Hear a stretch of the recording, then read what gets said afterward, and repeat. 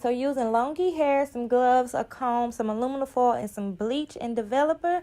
I'm going to be using quick blue bleach today. I like using this one as well. Y'all know I usually use BW2.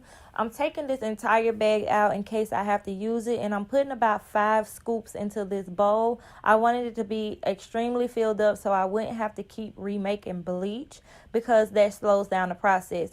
I'm using a 40 volume developer because I wanted to lift fast, but not so fast that it's going to damage it. So you got to make sure that you keep watching it. You also want to get this to a creamy consistency, almost like conditioner creamy. Okay, so I'm mixing it with a butter knife because it was easier for me.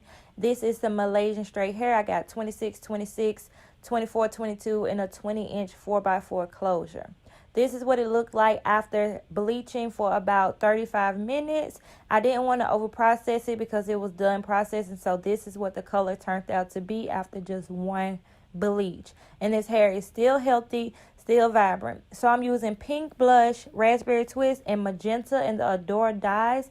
In this bowl, I actually took the magenta, woo child, and I took the pink blush. And I want to say I put a little bit of the raspberry twist in there, just a drop in this bowl because I thought I was going to be doing something. In this bucket, I'm going to be taking only raspberry twist and magenta. I wanted the darker colors at the top and I wanted it to get a little bit lighter at the bottom. So that's why I did that. I also added conditioner into both of these mixes.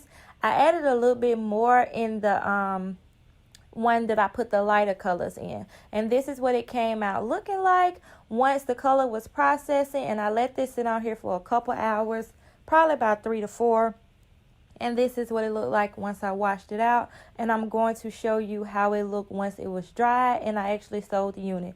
What I would do, you guys, well, I'm going to give you some details on what I did on the following clip, but this is pretty much how I dyed it. Stay tuned.